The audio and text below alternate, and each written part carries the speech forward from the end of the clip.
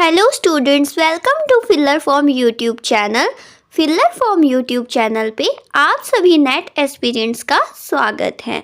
तो लास्ट 10 जनवरी से हमारी यहाँ पे पेपर 2 कॉमर्स के लिए जो तैयारी कर रहे हैं यूजीसी नेट जेआरएफ के 2022 के पेपर के लिए, तो उनके लिए मैं रोज़ लेके आती हूँ डेली 3 बजे कॉमर्स की क्लासेस। ठीक है, तो लास्ट हमारी हो चुकी है 11 क्लासेस और आज है हमारी क्लास नंबर 12।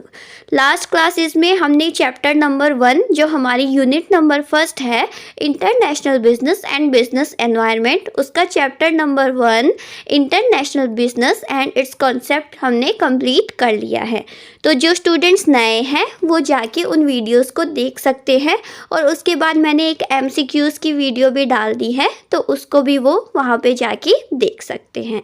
तो आज की क्लास में हम बात करेंगे हमारे नए चैप्टर नंबर 2 की, जो है आपका थ्योरीज ऑफ इंटरनेशनल बिजनेस, अंतर्राष्ट्रीय व्यापार के सिद्धांत के बारे में। ठीक है स्टूडेंट्स, और अगर आपको कोई भी क्वेरी और अपडेट चाहिए हो तो ये फिलर फॉर्म के सारे इंस्टाग्राम ग्रुप और इंस्टाग्राम चैनल और आपका टेलीग्राम चैनल और व्हाट्सएप ग्रुप बने हुए हैं, जाके आप इन्हें ज्वाइन कर सकते हैं बिल्कुल फ्री ऑफ कॉस्ट। ठीक है, साथ ही साथ हमारी 17 जनवरी से फिलर फॉर्म के यूट्यूब चैनल पे पेपर 2 के रिगार्डिंग सब्जेक्ट्स की क्लासेस स्टार्ट हो चुकी हैं। तो ये शेड्यूल है, जो स्टूडेंट जिस सब्जेक्ट का है वो जाके ये क्लासेस ले सकते हैं।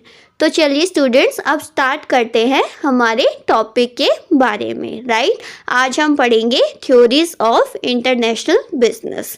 इससे पहले हमने चर्चा की थी, जो हमारा लास्ट चैप्टर था उसमें हमने डिस्कस किया था एफडीआई के बारे में, ग्लोबलाइजेशन के बारे में, इंटरनेशनल बिजनेस के कॉन्सेप्ट के बारे में, मीनिंग, डेफिनेशन, एडवांटेज, स्कोप, इन सब की हमने डिटेल में डिस्कशन कर लिया है। अब आज हम डिस्कस करेंगे किसके बारे में, थ्योरीज ऑफ इंटरनेशनल ट्रेड। ठीक है स्टूडेंट्स, सो लेट्स स्टार्ट। अब देखिए, बहुत सारे ऐसे जो इकोनॉमिस्ट थे जिन्होंने क्या किया था, अलग अलग अपनी थ्योरीज बनाई थी कि किस तरीके से अंतर्राष्ट्रीय व्यापार किया जाना चाहिए और कौन सा तरीका, हर इकोनॉमिस्ट के अकॉर्डिंग उन्होंने अपना अलग अलग तरीका बनाया था, अपना अपना सिद्धांत बताया था। ठीक है, तो उन सिद्धांत को हम अच्छे से डिटेल में पढ़ेंगे, क्योंकि थ्योरीज में से क्वेश्चन बहुत ज़्यादा आते हैं। डायरेक्ट क्वेश्चन बन जाता है, रिकॉर्डों का तो बहुत ज़्यादा हुआ है। जो रिकॉर्डों का तुलनात्मक कंपैरेटिव कॉस्ट थ्योरी, तुलनात्मक लागत सिद्धांत है पीवाईक्यू में, उसमें से बहुत बार क्वेश्चन आया हुआ है।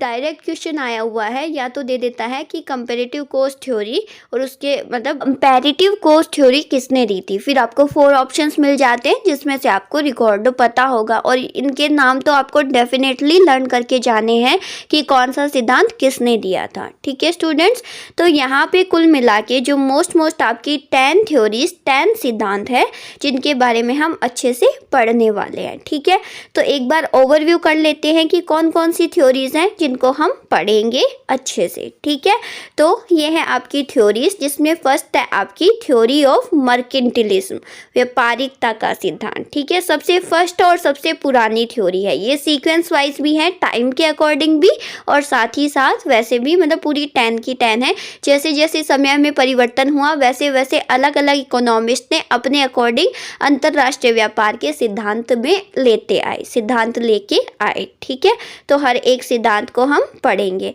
दूसरा है आपका theory of absolute cost advantage, निरपेक्ष लागत लाभ का सिद्धांत। फिर नेक्स्ट है, ये आपकी दी थी एब्सोल्यूट कॉस्ट दी थी एडम स्मिथ ने। हम हर एक मतलब किसने कौन सा सिद्धांत दिया था वो हर एक, जब हम एक एक को पढ़ेंगे तब मैं आपको बताऊंगी सबका, और आपको उसको याद भी रखना होगा। ठीक है, फिर नेक्स्ट है आपका थ्योरी ऑफ कंपैरेटिव एडवांटेज, तुलनात्मक लाभ का सिद्धांत, इसे हम बोलेंगे। फिर है फैक्टर प्रोपोर्शन एंडोमेंट, इसको हम प्रोपोर्शन भी बोल सकते हैं और साथ ही साथ एंडोमेंट भी बोल सकते हैं। कारक अनुपात का सिद्धांत और कारक या फिर बंदोबस्ती का सिद्धांत। ठीक है, फिर है लियोन्टिव पैराडॉक्स। ठीक है, ये एक विरोधाभास था जिसके बारे में हम पढ़ेंगे। देन फिर है आपका नियो फैक्टर प्रोपोर्शन थ्योरी, नव कारक अनुपात सिद्धांत, and after that country similarity theory, देश समानता का सिद्धांत, और फिर हम पढ़ेंगे द न्यू ट्रेड थ्योरी, नया व्यापार सिद्धांत। जैसे जैसे टाइम हुआ, पहले 1776 में फर्स्ट आपकी ये जो आपकी एब्सोल्यूट कॉस्ट है वो आई थी, फिर जैसे जैसे जैसे बदलते बदलते फिर न्यू ट्रेड थ्योरी आई है समय के परिवर्तन के अकॉर्डिंग, ठीक है। उसके बाद आपकी आई international product life cycle theory, अंतर्राष्ट्रीय उत्पाद जीवन चक्र सिद्धांत। इसमें पहले हमें ये डिस्कस करना होगा कि आपकी प्रोडक्ट लाइफ साइकिल क्या होती है, ठीक है। आई होप आपने कहीं ना कहीं पढ़ा होगा, लेकिन हम पहले ये जानेंगे और फिर इसके अकॉर्डिंग कैसे उसने सिद्धांत बनाया उसके बारे में हम देखेंगे, ठीक है। फिर है आपकी थ्योरी ऑफ कॉम्पिटिटिव एडवांटेज, प्रतिस्पर्धात्मक लाभ का सिद्धांत। तो देखिए स्टूडेंट्स, यहाँ पे कुल मिला के 10 थ्योरी हैं जिनकी हम चर्चा करेंगे। आज की क्लास में हम जो ऊपर वाली 2 थ्योरी है उनके बारे में डिस्कस करेंगे, और फिर आगे आने वाली 1 या 2 क्लास में हम सारी जो थ्योरीज हैं उनको कवर अप कर लेंगे, ठीक है स्टूडेंट्स। तो हम स्टार्ट करते हैं अपनी फर्स्ट थ्योरी से, जिसका नाम है थ्योरी ऑफ मर्केंटिलिज्म, ठीक है, व्यापारिकता का सिद्धांत। चलिए इसे अब अच्छे से समझते हैं, ठीक है। सबसे पहले देखिए, जब अंतर्राष्ट्रीय व्यापार होना शुरू हुआ था, 2 देश आपस में व्यापार करना शुरू किए थे बहुत शुरुआती दौर में। तब क्या हुआ था, जब वो आपस में व्यापार करते थे तो उन्होंने जो भी देश थे उन्होंने आपस में मिलके ये थ्योरी बनाई। हर एक देश में जो भी व्यापार कर रहे हैं वो इसी थ्योरी पे चलते थे। अब इस थ्योरी में होता क्या था, पहले जो आपका व्यापार होता था, जैसे एक सामान आप दे रहे हो और उसके बदले में, अभी तो क्या होता है कि हम क्या करते हैं, करेंसी में करते हैं, जो भी ट्रांजैक्शन करते हैं फॉरेन देश की करेंसी में करते हैं। बट पहले ऐसा नहीं था। पहले जब ट्रेड होता था, जैसे मान लीजिए आप किसी देश से कोई सामान परचेज कर रहे हैं तो बदले में आपको उसको पैसा नहीं देना होता था या अपने देश की करेंसी नहीं देनी होती थी। आपको क्या देना होता था, गोल्ड देना होता था। क्या देना होता था, गोल्ड देना होता था। पहले मेटल मतलब ये चलता था कि अगर आप एक वस्तु ले रहे हो तो उसके बदले में आपको जो गोल्ड है उतना देना पड़ेगा जितना उस सामान के हिसाब से बन रहा है, ठीक है। पहले करेंसी में नहीं होता था, ठीक है। तो और ज़्यादा से ज़्यादा एक देश क्या चाहता था कि हमारे देश में ज़्यादा से ज़्यादा क्या आए, गोल्ड आए, क्योंकि पहले जब रेटिंग होती थी किसी देश के विकासशील या विकसित होने की, वो किससे होती थी कि आपके पास, आपकी कंट्री के पास रिजर्व में कितना गोल्ड अवेलेबल है, ठीक है। पहले करेंसी से नहीं होता था, सिर्फ गोल्ड से ये माना जाता था, रेटिंग दी जाती थी किसी कंट्री की। तो अब एक कंट्री क्या चाहेगी कि उसके पास ज़्यादा से ज़्यादा क्या हो, गोल्ड हो, रिजर्व में गोल्ड हो, ठीक है। लेकिन अब जो गोल्ड है वो तो लिमिटेड है, इधर से उधर ट्रांजैक्शन होगा तभी तो आएगा। तो इसके लिए क्या करती थी कंट्री, वो ये चाहती थी कि ज़्यादा से ज़्यादा क्या हो, उसका एक्सपोर्ट हो, ज़्यादा से ज़्यादा वो सामान को बेचे, ताकि दूसरे देश से उसे क्या मिलेगा, उसे गोल्ड मिलेगा जिसे वो अपने रिजर्व में रखेगा और उसकी कंट्री क्या होगी, उसकी कंट्री की रेटिंग बढ़ेगी, ठीक है। समझ में आ रही है। तो उसका मेन एम क्या रहेगा कि वो ज़्यादा से ज़्यादा अपने सामान को बेचे, ज़्यादा एक्सपोर्ट को बढ़ाए और इंपोर्ट को कम से कम करने की कोशिश करे। उसका ये मेन एम उसका रहेगा, ठीक है। आई होप यहाँ तक क्लियर है। तो अब देखिए यहाँ पे जो आपकी थ्योरी ऑफ मर्केंटिलिज्म है, व्यापारिकता का सिद्धांत है, वो आई थी सबसे पहले जब 2 राष्ट्रों के बीच शुरू हुआ था व्यापार होना, पहले ज़माने में, पहले के दौर में, ठीक है। और वहाँ पे व्यापार होता था, जब एक सामान बेच रहा है तो उसे बदले में क्या मिलेगा, उसे गोल्ड मिलेगा, ठीक है। दूसरे देश उसे गोल्ड में पे करेगा, दूसरा देश, ठीक है। तो इसका मेन एम क्या था, किसी भी कंट्री का मेन एम क्या होता था, to create trade surplus by decrease import and increase export. क्या मुख्य उद्देश्य रहता था कि ट्रेड सरप्लस को क्या करके, मतलब ट्रेड सरप्लस रख के अपने देश का आधिक्य रखे। अब किस तरीके से आधिक्य रख पाएगा वो, आयात को तो कम करके और निर्यात को बढ़ा के। जिससे क्या होगा, उसके पास ज़्यादा गोल्ड आएगा, उसे देना नहीं पड़ेगा, उसके पास ज़्यादा आएगा और कंट्री की रेटिंग ज़्यादा होगी, ठीक है। तो इस सिद्धांत के अकॉर्डिंग हर एक कंट्री का मेन उद्देश्य क्या रहता था, ज़्यादा से ज़्यादा एक्सपोर्ट पे फोकस करना और इंपोर्ट को कम करना, ताकि जो गोल्ड है वो आपकी कंट्री में रिजर्व आ सके और उससे आपकी कंट्री की रेटिंग बढ़ सके। तो यहाँ तक बात क्लियर है स्टूडेंट्स। फिर हम बताते हैं आगे। ये आपकी 3 टर्म्स और हैं। एक है आपका जीरो सम गेम, एक है पॉजिटिव सम गेम, एक है नेगेटिव सम गेम। इस थ्योरी के अकॉर्डिंग इन टर्म्स का क्या मतलब है वो मैं आपको समझाऊंगी। उससे पहले देख लीजिए कि इस थ्योरी का अल्टीमेट रिजल्ट क्या था, कि एक कंट्री का जितना फ़ायदा हो रहा है दूसरी कंट्री का उतना क्या हो रहा है, नुकसान हो रहा है। किस तरीके से, अगर एक कंट्री अपना एक्सपोर्ट बढ़ाएगी तो उसका तो भला हो रहा है, फ़ायदा हो रहा है, उसके पास तो गोल्ड रिजर्व में आ रहा है। लेकिन अगर जिसको वो बेच रही है वो तो खरीदेगा, तो उसका क्या होगा, उसको तो गोल्ड देना पड़ेगा। तो जिससे क्या होगा, उसके पास से गोल्ड की कमी आएगी, उसको तो पे करना पड़ रहा है गोल्ड, तो इससे उसका क्या हो रहा है, ज़्यादा नुकसान हो रहा है। ठीक है स्टूडेंट्स, उसकी कंट्री से गोल्ड जा रहा है। ठीक है, तो अल्टीमेटली रिजल्ट क्या निकलेगा कि एक कंट्री को जितना फ़ायदा होगा दूसरी कंट्री को उतना ही नुकसान होगा। ठीक है, अब बात कर लेते हैं इन 3 टर्म्स की। सबसे पहले हम देखते हैं what is zero sum game, कि जीरो सम गेम का क्या मतलब है यहाँ पे इस थ्योरी के अकॉर्डिंग। तो अभी जैसे हमने रिजल्ट की बात की कि एक का फ़ायदा एक का नुकसान, उसी से रिलेटेड है आपका ज़ीरो सम गेम।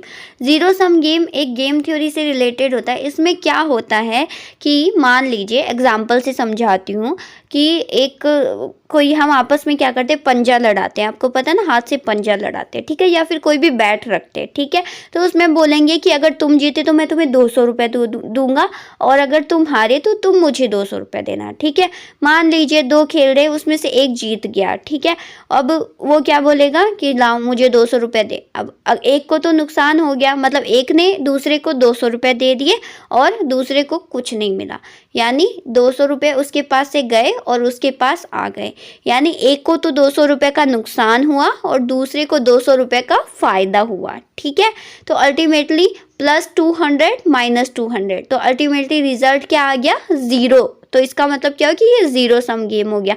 जैसे लॉटरी वगैरह में आपने देखा होगा कि एक का नुकसान होता है और एक का फ़ायदा हो जाता है। ठीक है, तो उसे ही हम बोलेंगे zero sum game. I hope clear है अच्छे से। इसमें क्या होता है कि एक का फ़ायदा और एक का नुकसान होगा। ठीक है स्टूडेंट्स, ऐसे ही बिटवीन कंट्रीज़ में होगा कि एक कंट्री का बिल्कुल से नुकसान हो रहा है और उतना ही सेम एज इट इज़ उतना ही फ़ायदा किसका हो रहा है, दूसरी कंट्री का हो रहा है। जैसे हमने बात की 200 की, मतलब उसे तो 200 का नुकसान हो रहा है और उसे 200 का फ़ायदा हो रहा है, तो निकल के अल्टीमेटली रिजल्ट क्या आ रहा है, ज़ीरो निकल के आ रहा है। ठीक है स्टूडेंट्स, आई होप अच्छे से क्लियर है। अब हम नेक्स्ट बात करेंगे पॉजिटिव सम गेम, सकारात्मक योग खेल। चलिए इसके बारे में चर्चा कर लेते हैं। देखिए स्टूडेंट्स, अब देखिए पॉजिटिव सम गेम में क्या होता है।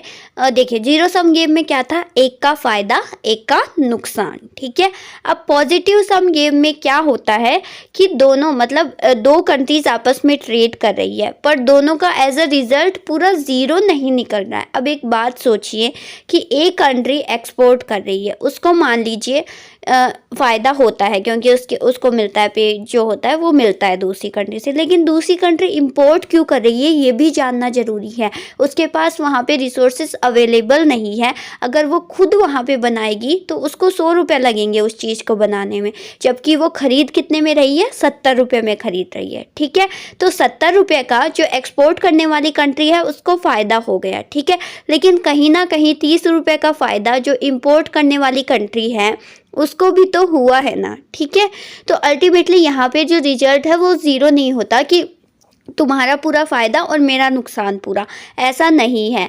पॉजिटिव सम गेम में क्या होगा कि एक्सपोर्ट करने वाली का हाँ बहुत फ़ायदा हो रहा है, लेकिन कुछ फ़ायदा जो आपका इंपोर्ट करने वाली कंट्री है उसका भी कहीं ना कहीं हो रहा है। अल्टीमेटली जब दोनों को पॉजिटिवली कुछ ना कुछ फ़ायदा होता है तो उसे ही हम बोलेंगे पॉजिटिव सम गेम, सकारात्मक योग खेल। आई होप क्लियर है। एज ए थ्योरी, इस थ्योरी के माध्यम से मैं इन तीनों टर्म्स को आपको समझा रही हूँ। तो जीरो सम गेम में क्या था कि दोनों को मतलब एक को फायदा और एक को पूरा नुकसान और रिजल्ट निकल के आएगा जीरो, ठीक है। और पॉजिटिव सम गेम में क्या होगा कि एक को फायदा लेकिन दूसरे को भी चाहे फायदा बट थोड़ा फायदा बट फायदा, दोनों को कुछ ना कुछ फायदा, ठीक है स्टूडेंट्स। तो इसका रिजल्ट जीरो नहीं, इसका रिजल्ट हमेशा पॉजिटिव रहेगा, ठीक है, कि दोनों कंट्रीज को कुछ ना कुछ फायदा अवश्य होगा। ओके स्टूडेंट्स, आई होप दोनों टर्म्स आपको अच्छे से क्लियर हो चुकी हैं। अब हम बात करेंगे नेक्स्ट टर्म की, जो है आपका नेगेटिव सम गेम, ठीक है। वैसे मैं हर क्लास में बोलती हूँ और अभी भी बोल रही हूँ कि साथ में आपको क्या लेके बैठना है, नोटबुक और पेन लेके बैठना है। जैसे जैसे मैं टर्म को एक्सप्लेन कर रही हूँ वैसे वैसे आपको शॉर्ट नोट्स में आगे लिखते रहना है। What is zero sum game, दोनों, एक का फायदा एक का नुकसान and ultimate result is zero, ठीक है। What is positive sum game, दोनों का कहीं ना कहीं पॉजिटिवली फायदा, चाहे एक्सपोर्ट करने वाले का 70 रुपये फायदा लेकिन इंपोर्ट करने वाले का भी 30 रुपये फायदा। क्यों? क्योंकि अगर वो अपने यहाँ पे बनाएगी तो क्या होगा, उसको 100 रुपये लगेंगे बनाने में, वही उसको 70 रुपये में वहाँ से मिल रहा है, ठीक है स्टूडेंट्स। आई होप क्लियर है, आप अच्छे से नोट डाउन कर लेना ताकि जब आप रिवाइज करो तो आपको बहुत ज़्यादा बेनिफिट रहेगा, ठीक है। आप साथ में क्लास लेते रहिएगा और साथ में नोट्स पढ़िएगा, आपको अच्छे से रिवाइज हो जाएगा। Okay students, now talk about next term, negative sum game. अब देखिए, नाम से ही समझ में आ रहा है नेगेटिव मीन्स क्या होगा, इसमें डेफिनेटली लॉस होगा। अब क्या होता है, जब दोनों ही पार्टी को मतलब दोनों ही देशों को आपस में ट्रेड करने में क्या हो रहा है, नुकसान उठाना पड़ रहा है, कुछ ना कुछ उनको लॉस ही हो रहा है, ठीक है। तो उसको हम क्या बोलेंगे, नेगेटिव सम गेम, ठीक है स्टूडेंट्स। तो ये टर्म भी बहुत इजी है। जीरो में मतलब नाम से इनको हम डिफाइन कर सकते हैं। जीरो में क्या होता है, एक को पूरा पूरा फायदा होता है और दूसरी कंट्री को पूरा नुकसान होता है और रिजल्ट आपस में निकल के आता है जीरो। पॉजिटिव सम गेम में क्या होता है, दोनों ही कंट्री को कुछ ना कुछ फायदा होता है, चाहे एक को ज़्यादा एक को कम हो बट फायदा ज़रूर होता है, ठीक है। नेगेटिव सम गेम में क्या होता है, दोनों ही कंट्री को आपस में व्यापार करने में क्या हो रहा है, ट्रेड करने में, इंटरनेशनल ट्रेड करने में अगर नुकसान उठाना पड़ रहा है तो उसे हम बोलेंगे नेगेटिव सम गेम। देखिए स्टूडेंट्स, इस थ्योरी के माध्यम से और इन टर्म्स के माध्यम से क्या किया जाता है, ये मेज़र किया जाता है कि अगर हम दो देश में अंतर्राष्ट्रीय व्यापार करेंगे तो क्या हमें जीरो सम गेम यानी मतलब एक को फायदा एक को नुकसान होगा, या दोनों कंट्री को फायदा होगा, या फिर बिल्कुल भी नुकसान उठाना पड़ेगा दोनों ही देशों को, ठीक है। तो ये मेज़र कर लेते हैं, इस सिद्धांत के माध्यम से ऐसा किया जाता था, ठीक है। तो I hope what is the theory of mercantilism, व्यापारिकता का सिद्धांत क्या है ये अच्छे से क्लियर है। इसमें क्या किया जाता था, एक्सपोर्ट को बढ़ाने पे ज़्यादा ध्यान दिया जाता था ताकि आपका गोल्ड रिजर्व क्या हो सके, ज़्यादा बढ़ सके कंट्री का। तो इसके लिए मेन एम क्या रहता था, ट्रेड सरप्लस को अधिकतम रखना। वो कैसे किया जाता था, ज़्यादा से ज़्यादा एक्सपोर्ट को बढ़ा के और इम्पोर्ट को कम करके, ठीक है स्टूडेंट्स। आई होप क्या है आपका थ्योरी ऑफ मर्केंटिलिज्म अच्छे से आपको क्लियर है। तो क्या अब हम नेक्स्ट जो थ्योरी है उसके बारे में बात करना शुरू कर सकते हैं। Okay students, so let's talk about our next theory, जो है आपकी theory of absolute cost advantage, पूर्ण लागत लाभ का सिद्धांत। तो चलिए इसके बारे में बात करते हैं। तो आइए सबसे पहले जान लेते हैं कि ये थ्योरी आखिर दी किसने थी, ठीक है। तो यहाँ से आपको सबके नाम कि कौन सी थ्योरी किसने दी थी आपको याद रखना है, ठीक है स्टूडेंट्स। तो जो आपकी theory of absolute cost advantage means ये होना चाहिए कि theory of absolute cost advantage, direct आपको नाम याद आना चाहिए, एडम स्मिथ। या पूर्ण लागत लाभ सिद्धांत किसने दिया था, बोलो, एडम स्मिथ ने दिया था। ऐसे आपको डायरेक्ट माइंड में फिट होनी है ये चीज़, ठीक है। तो हर एक थ्योरी का आपको अच्छे से याद करना होगा, ठीक है। तो ये जो आपकी theory of absolute cost advantage है वो दी थी Adam Smith, propounded this theory, और कब की थी, 1776 में, 1776 में। उन्होंने एक बुक थी अपनी जिसमें इस सिद्धांत का वर्णन किया था। अब ये जो नाम है बुक का ये भी आपके लिए इम्पोर्टेंट है, तो इसको भी आपको अच्छे से ध्यान में रखना है। तो नाम क्या था बुक का, an inquiry into the nature and causes of the wealth of nation.